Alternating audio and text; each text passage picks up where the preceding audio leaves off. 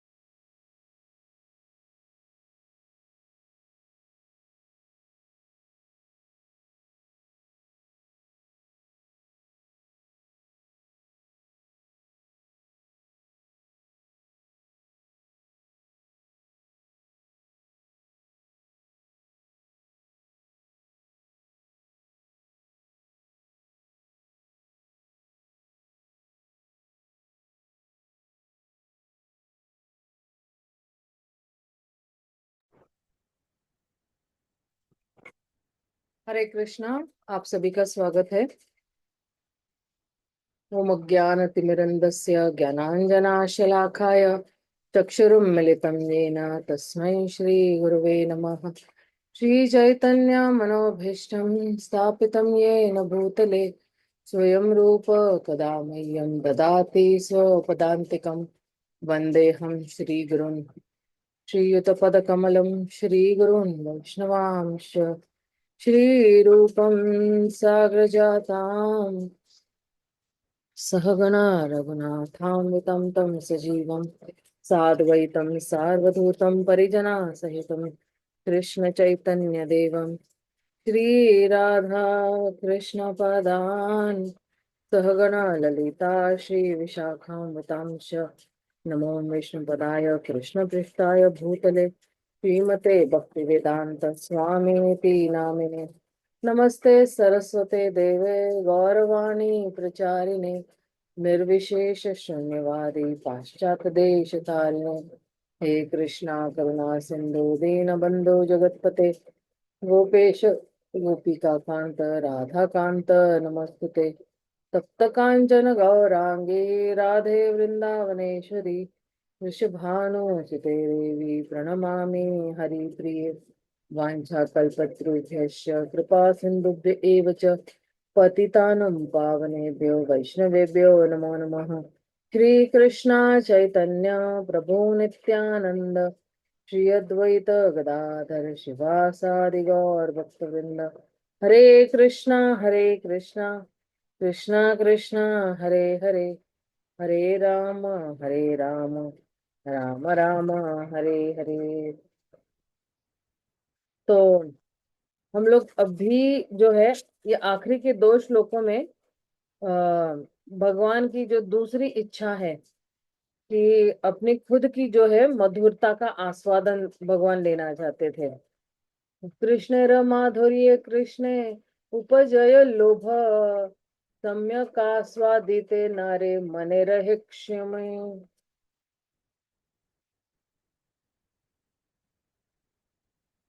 भगवान कृष्ण का सौंदर्य स्वयं उन्हें ही आकृष्ट करता है, किंतु उसका पूर्णतया आनंद न ले सकने के कारण उनका मन खिन्न बन रहा था। खिन्न बन रहा था यानी दुखी हो रहा था। एतद्वितीय हेतुर कहिल विवरण तृतीय हेतुर एवेषु न लक्षण।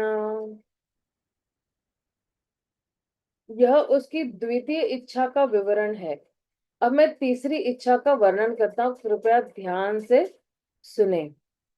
तो ये जो है दूसरा कारण यही है कि आ, उनकी जो मधुरता है वो खुद को ही आकर्षित करती है, लेकिन वो खुद उसका आस्वादन नहीं कर पा रहे, इसलिए वो दुखी है। अब कह रहे कि आ, तीसरी इच्छा का वर्णन कर रहे हैं श्री कृष्णा कविराज गोस्वामी। तो क्या कह रहे हैं? अत्यंत निगूढ़ ए रसे रस सिद्धांत स्वरूप गोसाई मात्र जाने न एकांत। रस का यह निष्कर्ष अत्यंत गूढ़ है, एकमात्र स्वरूप दामोदर ही इसके विषय में ठीक से जानते हैं। तो ये जो है बहुत ही गूढ़ रस है। ये बा कहे अन्य जाने से होता है ते चैतन्य गोसाई रहते हैं अत्यंत मर्म याते। यदि कोई अन्य व्यक्ति इसे जानने का दावा करता है तो उसने उनसे ही सुना होगा, क्योंकि वे श्री चैतन्य महाप्रभु के अत्यंत अंतरंग पार्षद है। तो जी ये जो रस सिद्धांत है, ये रस सिद्धांत केवल कौन जान रहा है? श्रील स्वरूप दामोदर गोस्वामी जानते हैं। क्योंकि ये जो रस सिद्धांत है ये बहुत ही गहरा है, और केवल चैतन्य महाप्रभु के जो जितने अंतरंग पार्षद है या बिल्कुल निजी पार्षद है वही जान सकते हैं। और अगर कोई दावा कर रहा है तो मतलब निश्चित रूप से ही उन्होंने श्री स्वरूप दामोदर गोस्वामी से सुना होगा। अब आगे कह रहे, अभी यहां से जो है गोपियों की जितनी भी गुण है, ये सारे गोपियों के गुण के बारे में जो है वो बता रहे हैं। ये गोपी भाव जो है, या गोपियों का जो प्रेम है भगवान के लिए, जो शुद्ध प्रेम है भगवान के लिए, इसका वर्णन हो रहा है। गोपी गणेर प्रेमे रूढ़ भावनाम, विशुद्ध निर्मल प्रेमे कभू नहे नाम काम। गोपियों का प्रेम रूढ़ भाव कहलाता है। यह विशुद्ध एवं निष्कलंक है। यह कभी भी काम वासना नहीं होता है। तो गोपियों का जो प्रेम है उसको क्या कहते हैं? रूढ़ भाव है। और उनका जो प्रेम है वो विशुद्ध है और निर्मल है। निर्मल यानी इसमें कोई दाग नहीं होता है। और जो है कभी भी यह कभी भी काम वासना नहीं होती, मतलब उनका प्रेम काम वासनाओं से भरा नहीं होता। काम वासना मतलब क्या? कि हमें कुछ इच्छा है उस व्यक्ति से, तो फिर उसको कहते हैं काम वासना। जैसा कि पहले बताया जा चुका है, कृष्ण के साथ प्रेम व्यापार के मामले में गोपियों का स्थान दिव्य है। उनका भाव रूढ़ भाव कहलाता है। यद्यपि यह भौतिक काम वासना जैसा लगता है, किंतु इसे सांसारिक काम वासना जैसा नहीं समझना चाहिए, क्योंकि यह शुद्ध तथा निर्मल भगवत प्रेम है। शुद्ध और निर्मल भगवत प्रेम है। प्रेमेव गोप रामना काम इत्य गमत प्रथाम इत्यु इत्युद्धाय वदयो प्रियतम वांछति भगवत प्रिया। गोपियों का शुद्ध प्रेम काम के नाम से विख्यात हो गया है। श्री उद्धव जैसे भगवान के भक्त उस प्रेम का आस्वादन करने की इच्छा करते हैं। तात्पर्य, यह श्लोक भक्ति रसामृत सिंधु से लिया गया है। और फिर आप आगे क्या कह रहे हैं? अभी आगे के कुछ श्लोकों में जो है श्री कृष्णा कविराज गोस्वामी जो है वो तुलना करने वाले हैं काम वासना और प्रेम। काम वासना क्या है और प्रेम क्या है? काम प्रेम दोहाकार विभिन्न लक्षण, लौह आर हेम यछे स्वरूपे विलक्षण। काम तथा प्रेम के लक्षण अलग अलग होते हैं। जिस प्रकार लोहे और सोने के स्वभाव भिन्न भिन्न होते हैं, तो काम वासना किस तरह से होती है? लोहे के समान। और प्रेम जो है वो सोना। व्यक्ति को काम वासना और शुद्ध प्रेम के बीच अंतर करने का प्रयत्न करना चाहिए, क्योंकि उनके बीच अत्यधिक भिन्नता होने के कारण वे अलग अलग श्रेणी के हैं। वे एक दूसरे से उसी प्रकार भिन्न है जिस प्रकार लोहा सोने से भिन्न होता है। ये बहुत महत्व श्लोक है। आत्मेंद्रिय प्रीति वांछा तारे बलि काम, कृष्णेंद्रिय प्रीति इच्छा धरे प्रेम नाम। अपनी खुद की इंद्रियों की तृप्ति करने की इच्छा को काम कहते हैं, किंतु कृष्ण की इंद्रियों को संतुष्ट करने की इच्छा क्या है? प्रेम है। प्रामाणिक शास्त्रों में शुद्ध प्रेम का वर्णन निम्न प्रकार से हुआ है। सर्वथा ध्वंस रहितम सत्यपि ध्वंस कारणे, यद्दा भावन बंधन यूनो स प्रेमा परिकीर्तित। यदि प्रेम संबंध के ध्वंस होने का पर्याप्त कारण होने पर भी यह ध्वंस नहीं होता, तो ऐसा घनिष्ठ प्रेम संबंध शुद्ध कहलाता है। मतलब क्या? प्रेम संबंध के ध्वंस होने का पर्याप्त कारण होने पर भी यह ध्वंस नहीं होता है।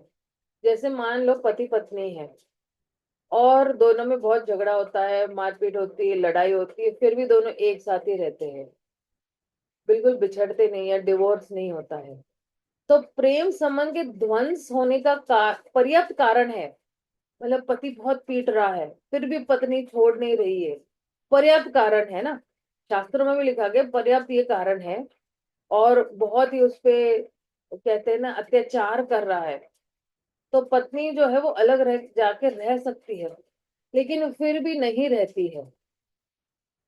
या कभी जो है पत्नी बहुत ही अत्याचार करती है पति पे, लेकिन पति को जो है पत्नी पर बहुत गहरा प्रेम है, इसलिए जो है उसकी सारी जितनी भी कमियां हैं, कमियों के साथ जो है वो एक दूसरे के साथ रह रहे हैं। तो पर्याप्त कारण होने के बाद भी जो है यह प्रेम जो है वो ध्वंस नहीं होता है। तो ऐसे घनिष्ठ प्रेम संबंध को शुद्ध कहलाते हैं। अब मैंने आपको एक भौतिक उदाहरण दिया है, लेकिन आध्यात्मिक उदाहरण जो है, आध्यात्मिक जो प्रेम है ना, ये से कई गुना, करोड़ों गुना जो है वो ऊंचा है। मैंने आपको सिर्फ समझने के लिए जो है वो बताया हुआ है कि जैसे पति पत्नी के बीच में जो है पर्याप्त कारण, या पति का किसी और के साथ जो है प्रेम चल रहा है, या पत्नी का किसी और के साथ प्रेम चल रहा है, पर्याप्त कारण है कि दोनों अलग हो जाए, लेकिन फिर भी अलग नहीं होते हैं। क्यों? क्योंकि जो है अंदर कहीं ना कहीं प्रेम है। तो ध्वंस इनका जो है ना प्रेम जो है वो ध्वंस नहीं होता है। आश्रित गोपियां कृष्ण से ऐसे ही शुद्ध प्रेम से संबंध से बंधी थी। उनके लिए इंद्र तृप्ति पर आधारित काम वासना का प्रश्न ही नहीं था। उनके जीवन का एकमात्र लक्ष्य सभी प्रकार से कृष्ण को सुखी बनाना था, भले ही उन्हें अपने स्वार्थों की बलि क्यों न देनी पड़े। उन्होंने एकमात्र भगवान कृष्ण की तुष्टि के लिए अपने आत्माओं को समर्पित कर दिया था। गोपियों तथा कृष्ण के बीच रंच मात्रा की भी काम वासना नहीं थी। कि चैतन्य चरितामृत के लेखक बलपूर्वक कहते हैं कि काम वासना निजी इंद्रिय भोग का विषय है। वेदों में वर्णित सारे नियमक विधान जिनका संबंध लोकप्रियता, पितृत्व, धन आदि की इच्छाओं से है, इंद्र तृप्ति की विभिन्न अवस्थाएं हैं। इंद्र तृप्ति का कार्य जनहित, राष्ट्रता, धर्म, परोपकार, नैतिक नियम, बाइबल के आदेश, स्वस्थ विषयक निर्देश, सकाम कर्म, लज्जा, सहिष्णुता, आत्मसुख, भौतिक बंधन से मोक्ष, उन्नति, परिवार के प्रति स्नेह, या सामाजिक बहिष्कार अथवा कानूनी दंड के बहाने किया जा सकता है, किंतु ये सब इंद्र तृप्ति की उपविभाग ही है। ये सारे उत्तम कार्य मूलतः अपनी खुद की इंद्र तृप्ति के लिए संपन्न किए जाते हैं, क्योंकि इन बहुविज्ञापित नैतिक तथा धार्मिक नियमों को लागू करते समय कोई भी व्यक्ति अपने स्वार्थ की बलि नहीं दे सकता। किंतु इन सब से ऊपर एक दिव्य अवस्था होती है, जिसमें व्यक्ति अपने आप को परम भगवान कृष्ण का सनातन सेवक मानता है। इस सेवा भाव में संपन्न किए जाने वाले सारे कार्य शुद्ध भगवत प्रेम कहलाते हैं, क्योंकि वे श्री कृष्ण की चरम इंद्र तृप्ति के लिए संपन्न किए जाते हैं। किंतु जो भी कार्य फल प्राप्ति के भोग के उद्देश्य से किया जाता है, वह इंद्र तृप्ति का कार्य कहलाता है। भोग वृत्ति, भोग के उद्देश्य से किया जाता है, वह इंद्र तृप्ति कार्य कहलाता है। ऐसे कार्य कभी स्थूल रूप में तो कभी सूक्ष्म रूप में देखे जाते हैं। तो आप देखिए कि ये सारा जो है आत्मेंद्रिय प्रीति में आता है। फिर आगे क्या कह रहे हैं? कामेर तात्पर्य निज संभोग केवल, कृष्ण सुख तात्पर्य मात्र प्रेमत प्रबल। काम का लक्ष्य अपने खुद की इंद्रियों का भोग करना मात्र है, किंतु प्रेम भगवान कृष्ण के सुख का ध्यान रखता है, और इसलिए यह अत्यंत शक्तिशाली होता है।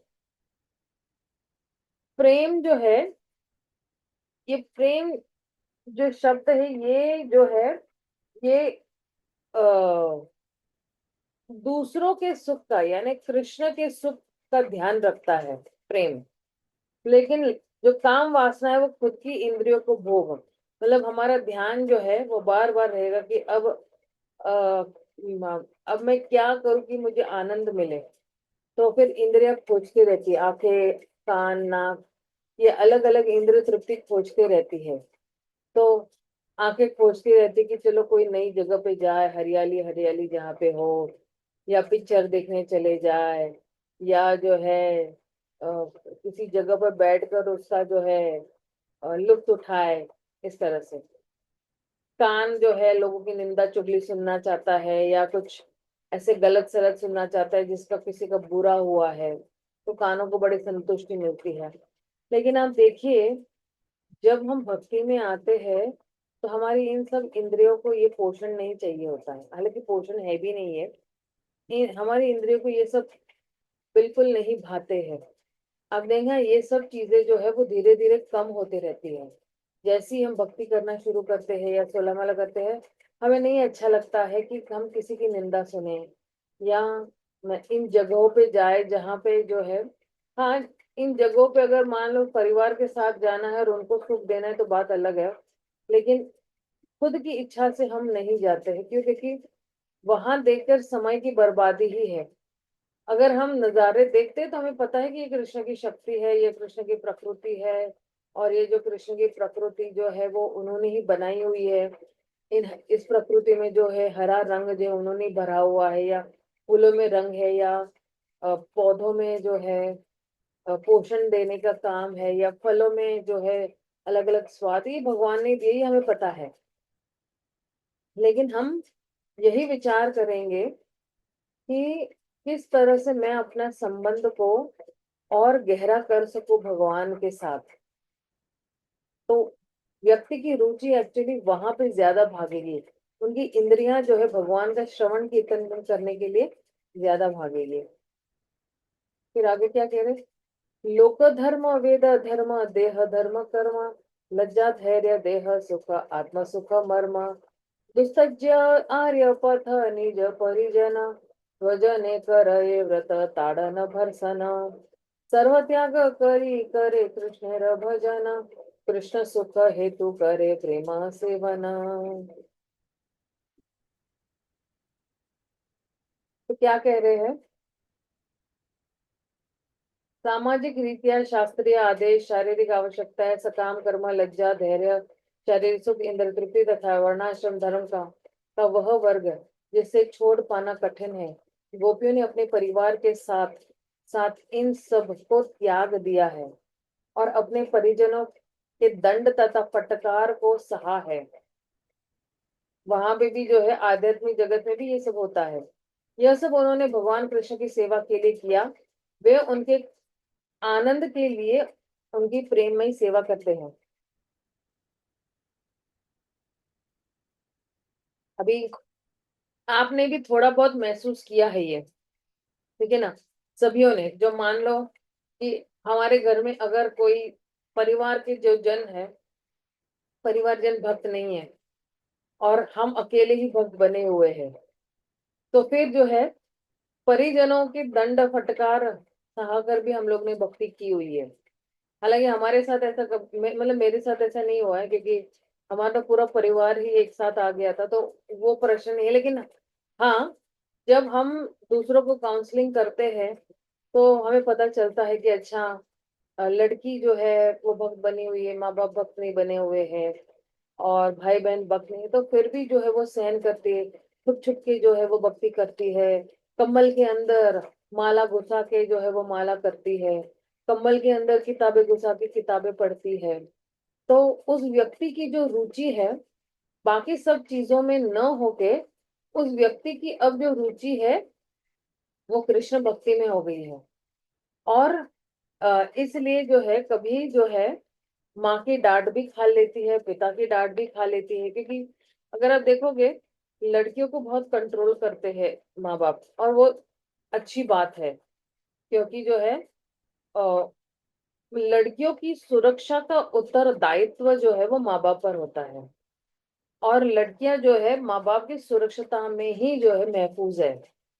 तो माँ बाप को ऐसा नहीं लगना चाहिए कि हमारी बेटी जो है वो किसी गलत रास्ते पे जा रही है या बहक गई है।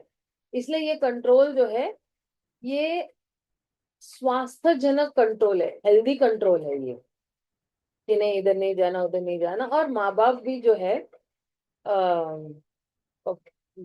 माँ बाप भी यही समझते हैं कि ये हमारी जो है, ये ये हमारी जो है बेटी जो है वो पराया धन है, क्योंकि अगर यहाँ पे महफूज रहेगी तो बिना दाग लगे उसको हम ससुराल भेज सकते। तो ये सुरक्षता जो दे रहे हैं ना माँ बाप, इसको हमें गलत नहीं समझना चाहिए, ये अच्छे के लिए ही है। नहीं कि जैसे मेरे माँ बाप ने जो है एक लाइन खींच दी थी कि 7 बजे के बाद जो है घर में नहीं आना, और 7 बजे के बाद अगर घर में प्रवेश किया तो पिटाई निश्चित रूप से होगी। और 2-4 बार पिटाया खाए भी हम लोगों ने, कि चलो खेलने के चक्कर में हम लोग जो है भूल जाते हैं कि अरे 7 बज गए हैं। तो अच्छी पिटाई खाई भी है हम लोगों ने। फिर वो पिटाई खाने के बाद है ना, बिल्कुल अकल ठिकाने आ जाती है कि नहीं नहीं, अभी 7 बजे मतलब घर के अंदर प्रवेश करना ही करना है। तो जब जब उस अवस्था में थे, युवा अवस्था में थे, तो ये कंट्रोल जो है हमें कड़वा लगता था। लेकिन बाद में, कुछ सालों बाद, तब ज्ञान आया कि नहीं नहीं, ये जो कंट्रोल किया था ये बहुत अच्छा था, वरना हम जो है वो हाथ से निकल जाते। अब सोचिए ना, आजकल की लड़कियां कितने बजे घर आती है? 11 बजे, 12 बजे, 1 बजे, 2 बजे। और फिर इन लोगों का चरित्र जो है वो कैसे हो जाते, बिना दाग वाला चरित्र हो जाता है। और ऐसी दाग वाला चरित्र लेकर दोनों के, चाहे वो लड़का हो चाहे वो लड़की हो, और ऐसे चरित्र लेके लोग फिर शादी करते हैं। और फिर शादी करके भी इनके रिश्ते जो है वो पवित्र नहीं रहते हैं। हालांकि आ, इस संसार में कोई रिश्ता पवित्र नहीं है एक्सेप्ट माँ का रिश्ता।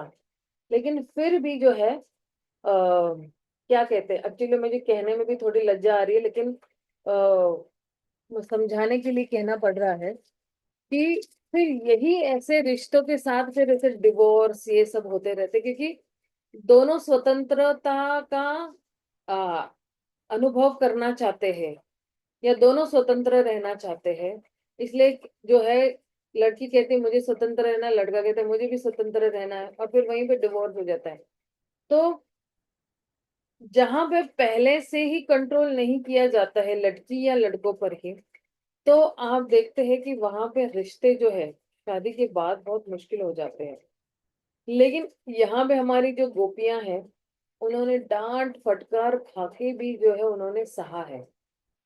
अब ये जो भौतिक है और ये आध्यात्मिक है, ये भौतिक क्रियाएं जो है आध्यात्मिक क्रियाएं से हम उनकी तुलना बिल्कुल नहीं कर सकते। अगर हम कहेंगे कि अरे गोपियां तो शादीशुदा थी, और बिल्कुल बीच रात्रि में भगवान कृष्ण ने जब उनको पुकारा तो वो दौड़े चले गई, तो ये कौन सा सभ्यता है ना गोपियों की। फिर इसका अनुकरण जो है वो अलग अलग प्रकार के लोग करेंगे, करने ही वाले हैं। तो ये समझना है कि ये जो गोपियों का प्रेम है ये शुद्ध प्रेम है।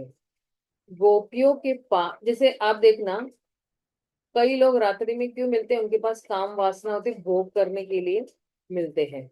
लेकिन गोपियां जो है, जब कृष्ण को मध्य रात्रि में रास लीला में मिलने गई थी, तो उनके मन में जो है वो काम वासना नहीं थी, उनके मन में शुद्ध प्रेम है। और गोपियों का हर वक्त का उद्देश्य यही रहता है कि मैं कृष्ण को किस तरह से प्रसन्न करूंगी। मेरा अस्तित्व ही कृष्ण को आनंद देने के लिए है। और अगर मैं वो आनंद जो कृष्ण को चाहिए वो नहीं दे सकती हूँ, तो फिर मेरे जिंदा रहने का क्या महत्व है? इससे अच्छा तो मैं मर जाऊं। राइट? तो उनका जो जीवन जो है वो सिर्फ कृष्ण को आनंद देने के लिए है। उनका अस्तित्व जो है वो सिर्फ कृष्ण को आनंद देने के लिए है। फिर आगे क्या कह रहे हैं यह कहिए कृष्ण दृढ़ अनुराग, स्वच्छ धौत वस्त्र यैचे नाही क्यों न दाग। ओहो कितना अच्छा है।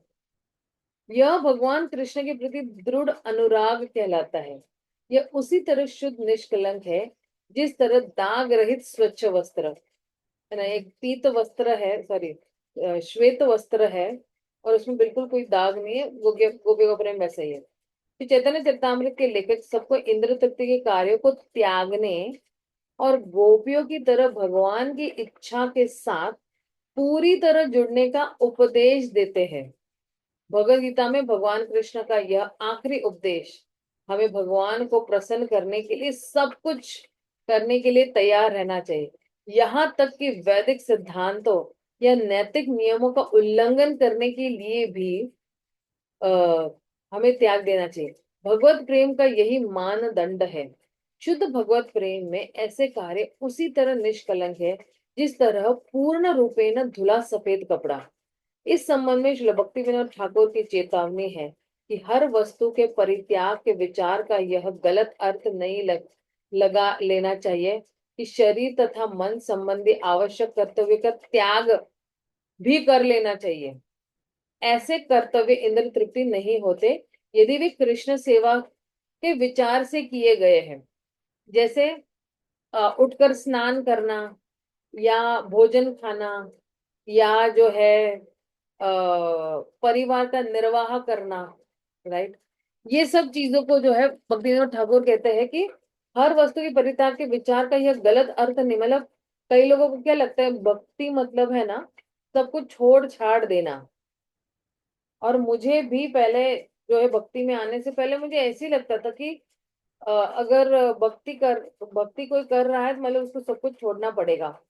तो आप यकीन नहीं मानोगे कि मैं उस वक्त ना 9वीं कक्षा में थी। तो मुझे ऐसा लगता था कि क्योंकि मैंने ना वो कृष्णा सीरियल बहुत बार देखते रहती थी ना मैं, तो मुझे ऐसा लगता कि नहीं नहीं यही सब कुछ है। और अब जो है अगर इनकी अगर भक्ति करनी है तो सब कुछ छोड़ना पड़ेगा। तो मेरा दिमाग मुझे ऐसा लगता था कि मैं किस तरह से वैरागी बन जाऊंगी। तो मैं सोचती थी कि चलो मैं जंगल में जाऊंगी, लेकिन मैं सोचती थी जंगल में जाना बहुत डरावना है, सारे जितने भी भालू शेर आएंगे और मुझे खा जाएंगे। तो फिर मैं सोचती थी कि हमारे गुजराती समाज में जो है वृद्ध आश्रम हुआ करते थे, मैंने मतलब मैं वहां पे जाके भर्ती हो जाती हूँ, चाहे वो उन वृद्धाओं की सेवा करूंगी और वही रहूंगी और वही कृष्ण भक्ति करूंगी। हालांकि मुझे कृष्ण भक्ति के बारे में कभी नहीं पता था, कुछ भी नहीं, कि इतना पता था कि अगर भक्ति करनी है तो मतलब सब कुछ छोड़ छाड़ देना है। और उन्हीं दिनों में मीरा का भी एक मूवी आया था तो वो भी देख लिया था। तो जब मैंने देखा कि मीरा जी जो है वो इतनी मग्न है कृष्ण भक्ति में, तो एक हम लोग आइडलाइज करते हैं ना किसी कैरेक्टर के साथ कि मुझे भी ऐसे बनना है। तो मुझे ऐसा लगा कि जस्ट मुझे भी ये भगवान का सिर्फ नाम लेना है और बस बैरागी बन जाना है, मुझे भी भगवान की भक्ति करनी है, मुझे भी एक कृष्ण की मूर्ति चाहिए।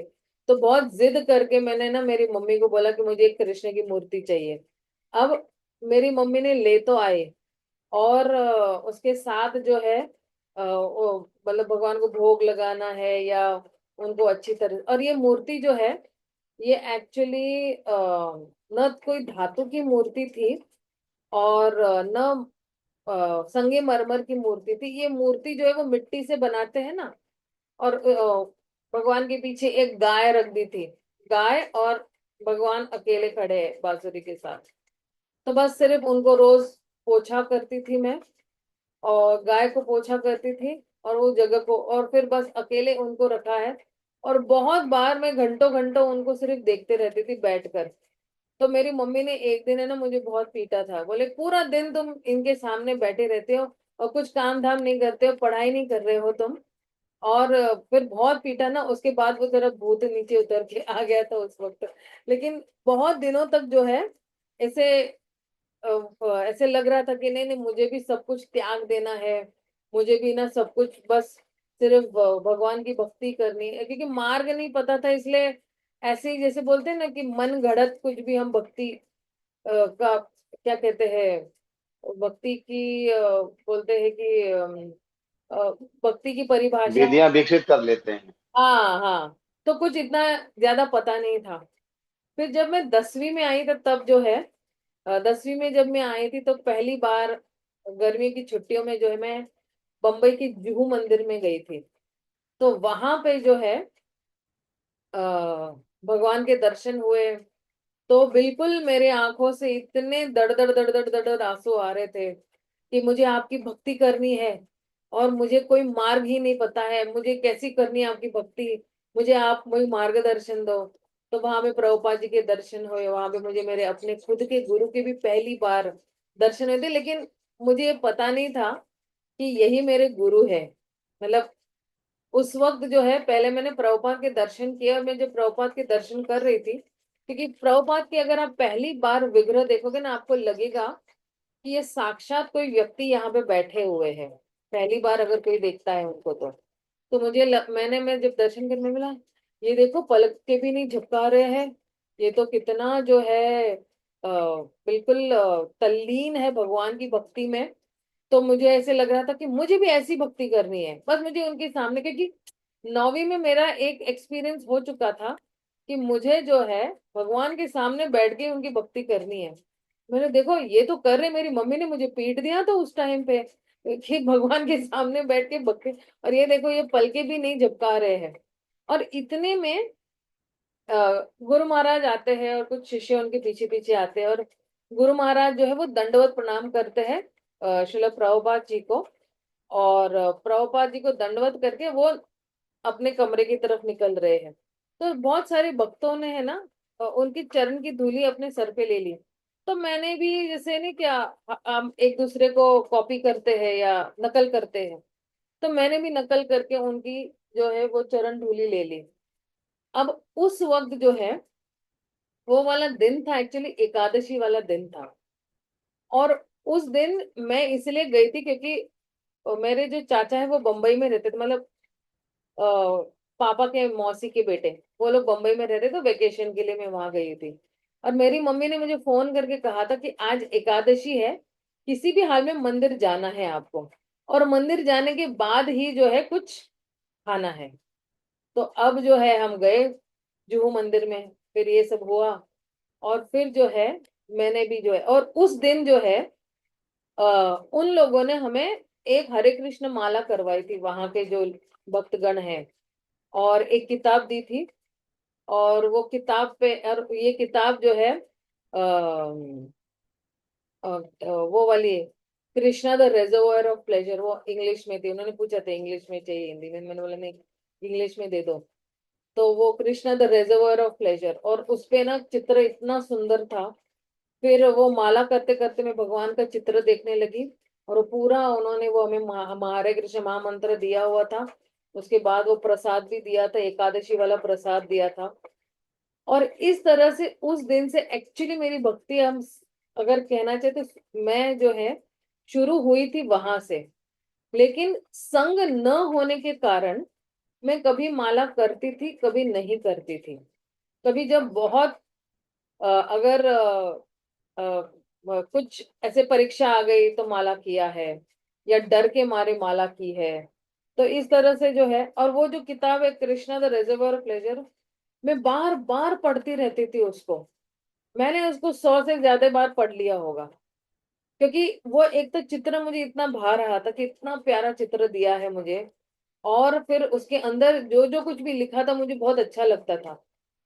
और उसके मेरे ख्याल से जस्ट 2 साल बाद, मेरा पहला साल था कॉलेज का, तो उसमें हम लोग भक्ति में आ गए थे पूर्णतया, मतलब आ गए थे। लेकिन वो 2 साल, और फिर जब पहली बार पूना में हमने भगवान के विग्रह के दर्शन लिए थे, तो मतलब मेरी आंखों से अ, ऐसे आंसू निकल के आए कि मैं भगवान को जो है वो दंडवत प्रणाम कर रही हूँ, मतलब मेरे पैर जो है प्रभुपाद के पीछे दिखाई दे रहे हैं।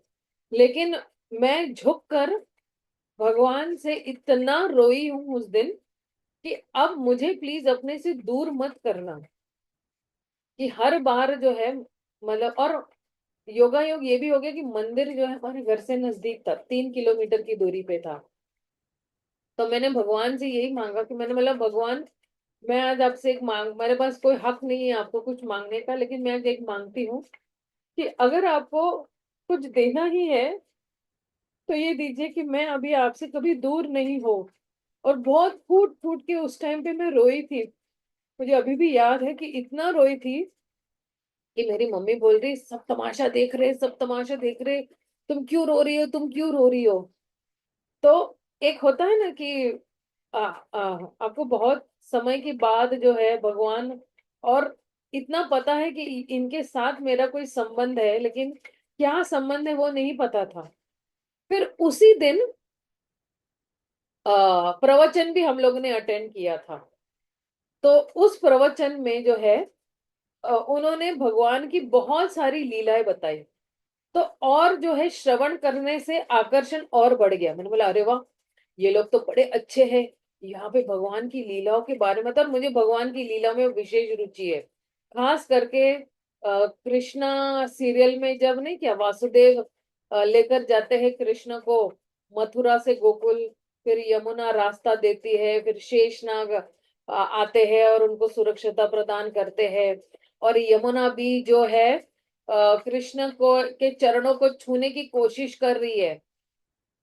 तो मैं देख रही कि अरे ये नदी जो है ये यमुना कैसे, और उस वक्त ये भी नहीं पता कि यमुना एक व्यक्ति है। तो मैं बोली नदी भी देखो कितना मतलब जो है भगवान के चरण स्पर्श करने के लिए ललायत है या उत्सुक है। तो ये भी देखा, और किस तरह से जो है वो रास्ता खुल जाता है अपने आप ही, और बेड़ियां खुल जाती है। ये जादू जैसे जैसे तो कहते हैं ना छोटे बच्चे को, ये बड़ा भाता था मुझे।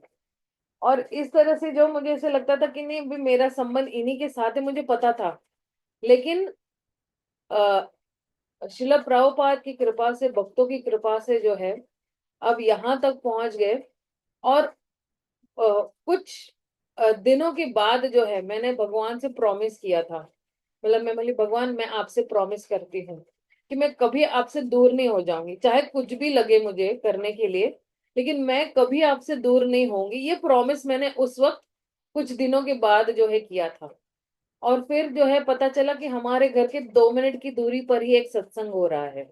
तो वो उस सत्संग है ना, बुधवार के सत्संग में हम लोग जाने लगे। फिर उसी सत्संग में हमें पता चला कि मंगलवार को भी उसी माता जी, मतलब वो माता जी भी आती थी उस सत्संग में। बोले हमारे यहाँ पे भी हर मंगलवार को जो है सत्संग होता है, वहां पे मंदिर के अध्यक्ष राधेश्याम प्रभु जी आते हैं। तो हम उस सत्संग में भी मंगलवार को जाने लगे थे, कुछ 3-4 महीने के बाद है ऐसे। और फिर हमें हमारे शिक्षा गुरु भी मिल ही गए थे। हमारे शिक्षा गुरु हमें जो है आने के 3 हफ्ते में ही मिल गए थे। फिर जब हम आए थे तो उन्होंने हमें बिल्कुल 2 महीने के अंदर ही रोज हमारे घर आते थे, और रोज हमें आधा आधा घंटे का प्रवचन देते थे, प्रसाद देते थे, माला करवाते थे और चले जाते थे। और हर बार माला करवाएंगे, और फिर हर हफ्ते 2-2 माला बढ़वाते थे फिर हमारे। इस तरह से जो है सीधा 2 महीने में हम लोगों को 16 माला पर लेके आए थे। तो कहते हैं कि मतलब ये एक्चुअली क्यों आया ये कि आ, भक्ति जो है वो बहुत ही दुर्लभ है। और कभी कभी जो है ऐसे जैसे मतलब शुरुआत यहाँ से हुई थी कि जितनी भी गोपियां हैं उनको डांट फटकार मिलती थी, और उनको भी जो है अपने परिजनों से भी बहुत उनको सुनना पड़ता था। तो एक्चुअली जो है भक्ति वो इंद्र तृप्ति के लिए नहीं है। और कुछ सालों के लिए तो मतलब ऐसे लग रहा था कि इंद्र, लेकिन दीक्षा होने के बाद जो है दीक्षा होने के बाद जो है हमें पता चलता है। अरे मुझे भी दीक्षा होने के 1-2 साल बाद पता चला कि अरे दीक्षा, कि दीक्षा हमारी 8 महीने के अंदर हो गई थी जब आए।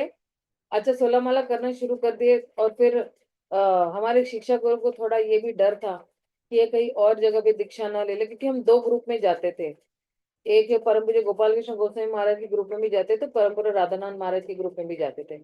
तो ये डर था कि कहीं हमारी, क्योंकि पढ़े लिखे लोग हैं तो उनकी दीक्षा जल्दी उन दिनों में करवा देते थे, तो उनको डर था।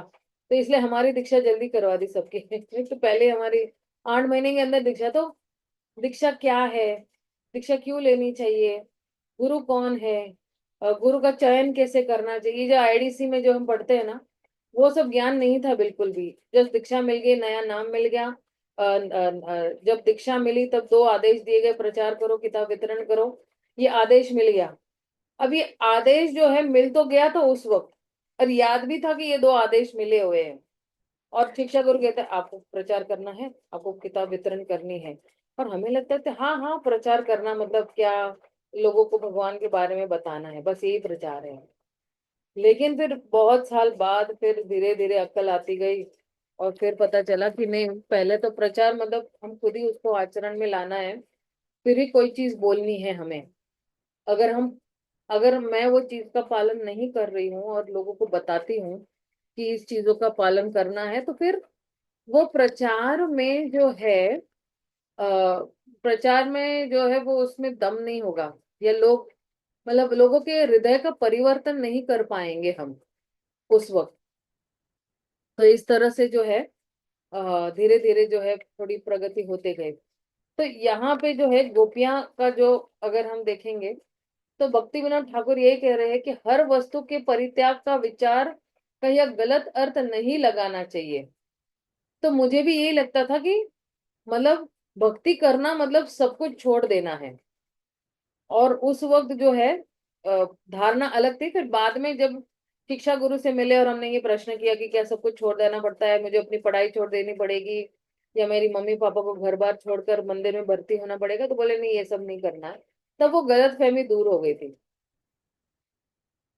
अतएव काम प्रेमे बहुत अंतर, काम अंध तम, प्रेम निर्मल भास्कर। ओ कितना अच्छा है ये। कहते हैं कि अतएव काम तथा प्रेम बिल्कुल भिन्न होते हैं, अलग अलग है। काम घने अंधेरे की भांति होता है, किंतु प्रेम चमकते सूर्य के समान है। तो बोलते ना, अ, आपने ये कहावत सुनी होगी, ये तो प्रेम, ये जो है ना प्रेम में अंधा हो गया है, या प्रेम अंधा होता है। तो एक्चुअली वो प्रेम नहीं होता है, वो काम होता है, इसलिए वो अंधा है। वो अंधेरे की भांति होता है क्योंकि स्पष्ट रूप से दिखता नहीं है। स्पष्ट रूप से ये पता ही नहीं है कि मैं कौन हूँ, सामने वाला कौन है, और मेरा उसके साथ संबंध क्या है। और ये काम वासना में दोनों को जो है इच्छा यही होती है कि हमें उससे कुछ चाहिए, हमें देने की भावना नहीं होती काम वासना में। प्रेम में क्या होता है कि प्रेम में देने की भावना होती है, और प्रेम में कोई अपेक्षा भी नहीं होती है। इसलिए इसको शुद्ध कहा गया है कि भाई मुझे सिर्फ देना है। और सामने वाले को भी वहां से लगता है, जैसे गोपियों को लगता था कि हमें सिर्फ देना है, वहां पे कृष्ण को भी लगता है कि मुझे देना है। अब दोनों देना देना कर रहे हैं। तो आध्यात्मिक जगत में जो है वो देना बैंक चलती है, लेना बैंक नहीं चलती है। यहाँ पे लेना बैंक चलती है, लेकिन वहां पे सिर्फ देना, मुझे सिर्फ देना है। कृष्ण को लेना नहीं है, कृष्ण को देना है। लेकिन स्वाभाविक ही अगर कोई दे रहा है तो कृष्ण स्वीकार कर रहे हैं उसको। फिर आगे कह रहे, अतएव गोपी गणेर नाही काम गंध, कृष्ण सुख लागे मात्र, कृष्ण से संबंध। इस प्रकार गोपियों के प्रेम में काम की रंच मात्र भी गंध नहीं है। कृष्ण के साथ उनका संबंध एकमात्र उनके सुख के लिए ही है। भगवान का सुख ही उनके लिए परम सुख है। उनको सुख देना ही उनके जीवन का क्या है, अस्तित्व है। और फिर आगे क्या कह रहे हैं,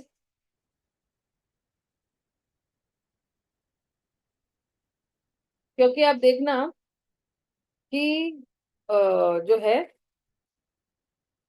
अ, कह रहे हैं कि उनका जो रिश्ता जो है वो सिर्फ जो है, मतलब उनका रिश्ता कृष्ण के साथ जो है वो केवल उनको आनंद देने के लिए ही है, आनंद लेने के लिए नहीं है। उन दोनों का रिश्ता जब जुड़ता है, कोई रिश्ता, तो लोगों को लगता है ना मुझे चाहिए एक दूसरे से, लेकिन नहीं, यहाँ पे एक तरफा है। कि गोपियां बोलती मुझे सिर्फ देना है, मुझे लेने की कोई अपेक्षा नहीं है, मुझे सिर्फ आनंद उनको देना है। सेवा के माध्यम से या अच्छी तरह से श्रृंगार करने के माध्यम से, कृष्ण को प्रसन्न करने के माध्यम से जो है वो क्या है, उनको सिर्फ देना ही है। फिर आगे क्या करें? यत्ते सुजाता चरणाम्बुभूं स्तनेषु भीताशने प्रिय दधीमहि कर्कशेषु तेनावट तेनावट तेनाटविमटसि तद्व्यथतेन किं स्वित कुर्पादिभिर्भ्रमति धीरभवमादायुषनः।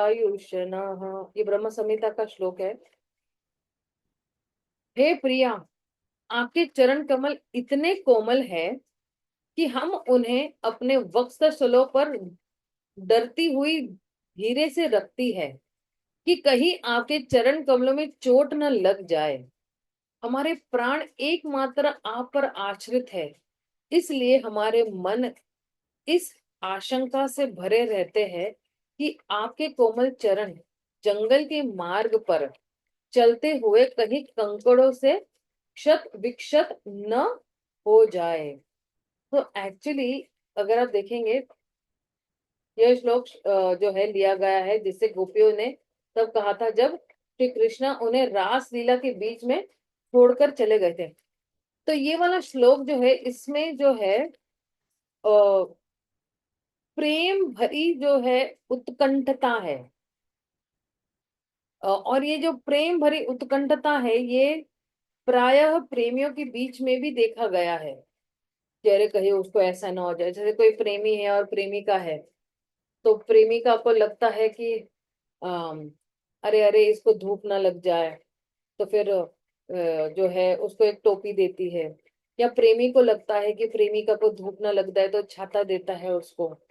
तो उसको कहते हैं कि उत्कंठता। या प्रेमिका अगर थोड़ा देर से आती है तो उस व्यक्ति की उत्कंठता बढ़ जाती है कि अरे कहीं इसको एक्सीडेंट तो नहीं हुआ होगा, अरे कहीं ऐसा तो नहीं हुआ होगा, अरे कहीं ये तो नहीं हुआ होगा।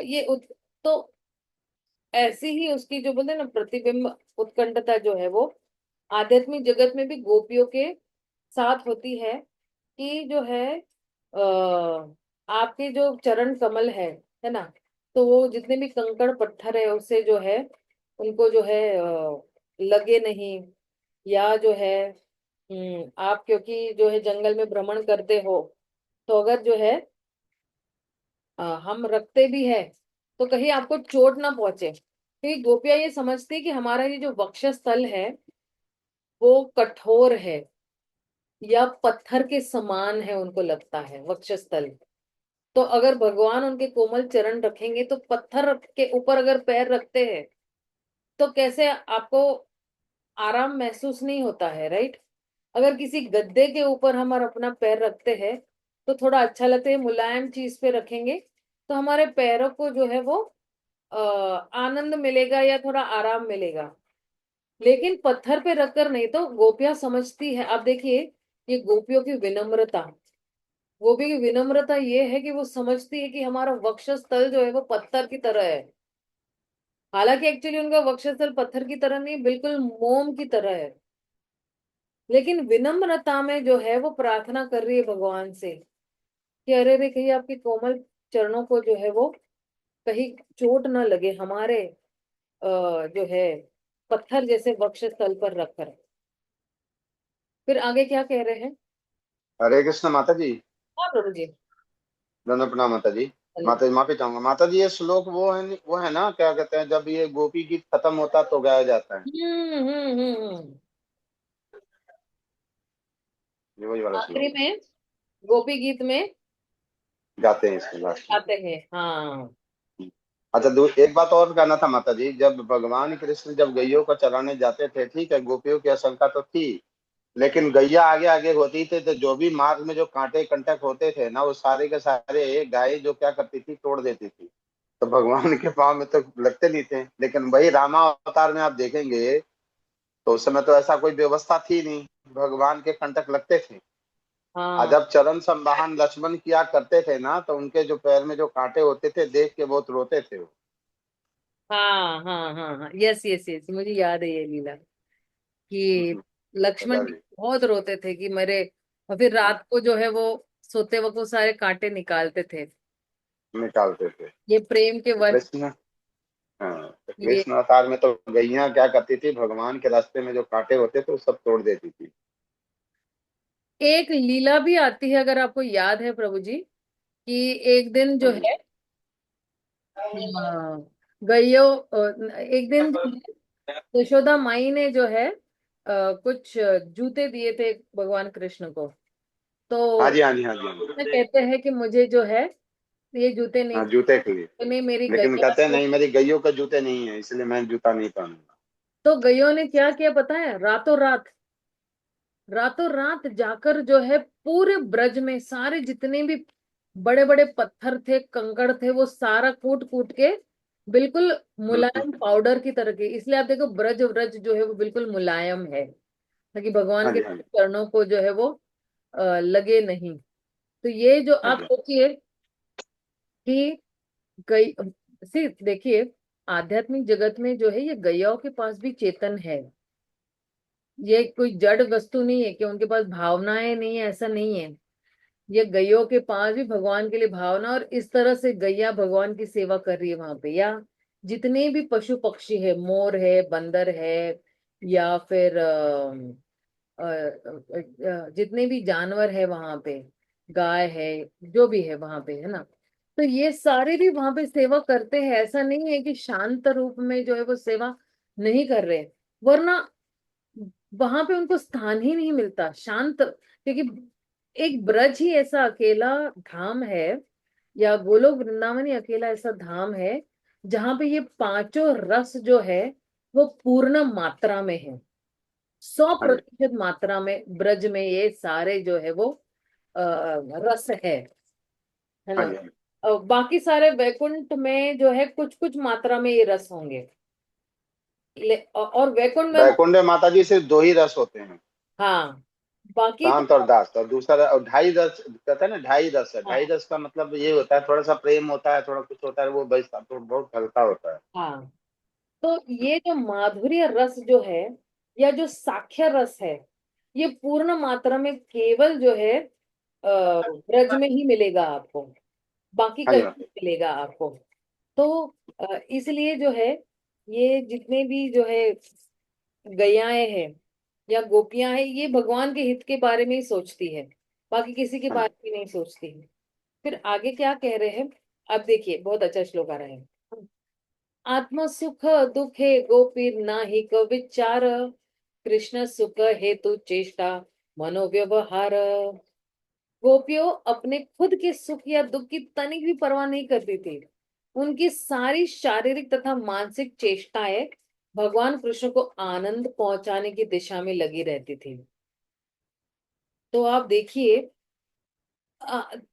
देखिए ना, अगर हमें भी उस धाम में प्रवेश करना है, मुझे गोलोक वृंदावन जाना है, ये मेरी अभिलाषा है, और बाकी सभी भक्तों की भी यही अभिलाषा है। ऐसा नहीं है कि अगर जैसे जन्म मृत्यु जरा व्याधि किसको चाहिए, और ये जन्म मृत्यु जरा व्याधि आध्यात्मिक जगत में नहीं है। तो अब मुझे भौतिक जगत से आध्यात्मिक जगत में क्या करना है, मुझे प्रवेश करना है। तो मुझे अगर भौतिक जगत से आध्यात्मिक जगत में अगर मुझे प्रवेश करना है, तो मुझे जो है उस लोक में जाना है।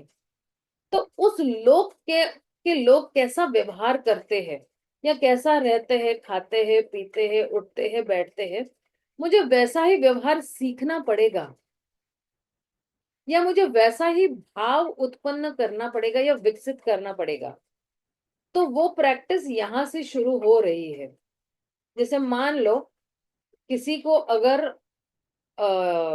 विदेश जाना है, और विदेश में ऐसी जगह जाना है जहां पे सिर्फ 9 महीने बर्फ ही बर्फ है, तो हम यहाँ से क्या तैयारी करके जाएंगे कि बड़ा बड़ा सा लंबा कोट है, या बड़े बड़े बूट है ना, या फिर जो है जुराबे है, या जो भी है अंदर का जो गर्म कपड़े जो है उसकी हम क्या करेंगे, व्यवस्था करेंगे, राइट।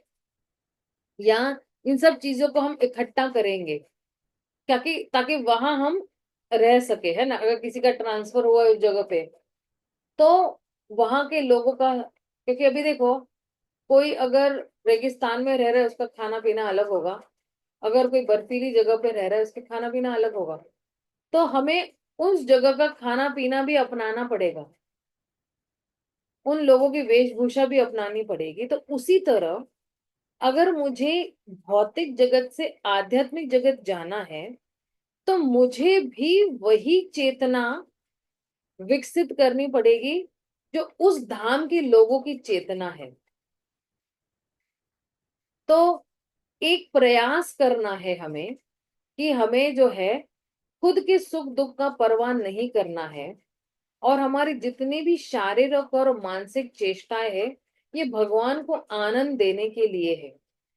चाहे हम भोजन खा रहे हैं, चाहे हम जो है चल रहे हैं, चाहे हम कोई कार्य कर रहे हैं, तो ये सारी जितनी भी हम कार्य कर रहे हैं, उसमें हम कार्य करते करते भगवान का चिंतन करना है।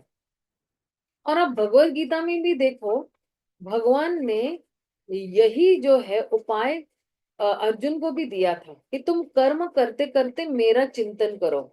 यशोदा माई भी दही मथते समय भगवान की लीलाओं का गुणगान कर रही थी, मतलब वो गुनगुना रही थी भगवान की लीलाएं। तो कर्म करते करते भगवान का चिंतन करना, तो इसको कहते हैं कि भगवान के लिए हम जी रहे हैं। तो हमारा सुख दुख कोई मायने नहीं रखता कि मुझे वो कार्य करते समय मुझे सुख मिल रहा है, मुझे दुख मिल रहा है, मुझे कोई परवाह नहीं है। मुझे तो केवल भगवान के गुणगान करने हैं, भगवान का श्रवण करना है, भगवान का कीर्तन भी करना है। और ये सर्वोच्च स्थिति या अवस्था भौतिक जगत में कब आती है, जब इंद्रियों ने, मैं हमेशा कह रही हूँ कि 3 दिन से मैं यही एक्चुअली दोहराए जा रही हूँ, लेकिन अभी भी मैं दोहरा रही हूँ मैं, क्योंकि सैटरडे संडे जितने भी प्रवचन दिए मैंने, सैटरडे को 3 प्रवचन दिए एक दिन में, और संडे को 3 प्रवचन दिए एक दिन में, और अलग अलग जगहों पे जाके दिए। तो वहां पे भी मैंने यही कहा कि ये जो इंद्रियां हैं, ये सारा खेल 2 चीजों पे टिका हुआ है भगवत धाम जाने का। एक है मेरी इच्छा, और एक है मेरी इंद्रिया। मेरी इच्छा क्या है, तो इसी हिसाब से मेरी इंद्रिया भी काम करेगी। और ये जो मेरी इच्छा अगर तीव्र होगी भगवत धाम जाने की, तो मेरी इंद्रियां भी उसी दिशा में जो है वो दौड़ती रहेगी कि मुझे जो है, अगर मेरी इच्छा यही है कि मुझे भगवान को प्रसन्न करना है, तो मेरी इंद्रियां भी जो है व्याभिचारिणी नहीं बनेगी। व्याभिचारिणी बनना मतलब क्या, वेश्या बनना। इंद्रिय वेश्या नहीं बनेगी मेरी, मेरी इंद्रिया जो है वो सती बनेगी। सती यानी अपने पति के लिए ही ये बनी हुई है, ये अपने सिर्फ पति को ही प्रेम करेगी ये स्त्री। तो उसी तरह ये इंद्रियां जो है वो जो है केवल ऋषिकेन ऋषिकेश सेवा भक्ति रुचते। इंद्रियों के स्वामी कौन है, स्वामी यानी पति। तो इंद्रियों के स्वामी कौन है, ऋषिकेश है, भगवान कृष्ण है इंद्रियों के स्वामी। तो उनकी इंद्रियों को संतुष्टि करना यही सती का कार्य है। तो हमारी इंद्रियों को जब हम सती बनाएंगे, तो हम व्यभिचार नहीं करेंगे। व्यभिचार यानी क्या कि कोई एक स्त्री है, उसका अलग अलग पुरुषों के साथ लफड़ा चल रहा है, मतलब अ, संबंध चल रहे हैं, है ना। तो ये इंद्रियों को हमें जो है इंद्र तृप्ति में न लगा के भगवान की सेवा में लगाना है। सारा जो भगवत धाम जाने का खेल है यहीं पर ही है कि किस तरह से, और ये गोपियां यही कर रही है। आप देखना, गोपियां सिर्फ कृष्ण की इंद्रियों को तुष्टि देने का ही अब मतलब चेष्टा कर रही है, या उन प्रयास कर रही है कि किस तरह से मैं भगवान को सुख दूं। और ये जो भगवान ने हमें इंद्रियां दी हुई है, तो ये भगवान ने इंद्रियां हमें उनके आनंद के लिए दी हुई है, हमारे खुद के इंद्र तृप्ति के लिए नहीं दी हुई है इंद्रियां। और इसलिए जो है हमें रोज ये सोचना है कि मुझे भगवत धाम जाना है, तो मैं कौन से कार्य ऐसे करूंगी कि मैं भगवान को प्रसन्न करूंगी और भगवत धाम जा पाऊंगी। मैं रोज मुझे मेरे आप से एक प्रश्न पूछना है कि आज मैं ऐसे क्या करूंगी कि भगवान प्रसन्न होंगे। तो धीरे धीरे जब हम छोटे छोटे कदम लेते हैं भगवान को प्रसन्न करने के लिए, तो एक दिन जो है, पहले मान लो दिन में 10 मिनट ही हम लोग भगवान को प्रसन्न कर रहे हैं, फिर थोड़े दिनों के बाद हम 20 मिनट प्रसन्न कर रहे हैं, 30 मिनट, 40 मिनट। ठीक है, अगर हम 2 घंटे माला कर रहे हैं तो वो माला करना भी भगवान को प्रसन्नता देना है। आप सोचिए ना कि अगर आपका नाम निरंतर कोई पुकार रहा है, राइट, कोई बिल्कुल कह रहा है कि ईश्वरी कमला माता जी, ईश्वरी कमला माता जी, तो हमें अपना नाम सुनकर कितना अच्छा लगता है, हृदय को बिल्कुल प्रसन्न कर देता है हमारा खुद का नाम हमें। तो कृष्ण को भी जो है अपना स्वयं का नाम सुनकर बड़ा आनंद आता है, और इसलिए जब हम हरे कृष्ण महामंत्र निरंतर जपते रहते हैं तो हम कृष्ण को आनंद दे रहे हैं। तो यही अभिप्राय है एक्चुअली। अच्छा, मैं यहाँ पे विराम देना चाहती हूँ, क्यों मैं बताती हूँ आपको कि मैं कल जो है, एक्चुअली मेरी ना जो मैंने जो तैयारी की है वो आधी ही हुई है मेरी, और आधी नहीं हुई है मेरी तैयारी। मैं एक्चुअली आज जो है, मेरा मेरा ये था कि मुझे आपको गोपियों के पूरा चरित्र क्या है और कितने प्रकार की गोपियां है, कितने प्रकार के गोप सखा है, वो सारा मुझे अध्ययन है, लेकिन मेरी तैयारी थोड़ी आधी है। इसलिए मैंने सोचा कि कल जो है जैसे ही शुरुआत करूंगी मैं, तो पहले मैं ये सारी गोपियों के बारे में बताऊंगी। गोपियों की अलग अलग कैटेगरी है, गोपियों की कैटेगरी है, सखियों की कैटेगरी है, मंजरियों की कैटेगरी है। इन सब के बारे में जो है वो मैं बताऊंगी, गोपाओं के बारे में भी बताऊंगी, और फिर हम लोग जो है वो आगे इनकी भावनाओं के बारे में और इनके कार्य के बारे में और विस्तार में हम लोग जो है वो सुनेंगे। लेकिन अभी जो है मुझे मंदिर दौड़ना है, क्योंकि महाराज का लेक्चर है, वृंदावन महाराज हमारे यहाँ पे आए हुए हैं, तो थोड़ा उनसे भी हम श्रवण करने की इच्छा रखते हैं। हरे कृष्णा, हरि बोल। चलो, प्रभुपाद की जय, गौर भक्त वृंद की जय। हरे कृष्णा, हरि बोल। हरे कृष्णा, सादर प्रणाम माता जी। दंडवत प्रणाम।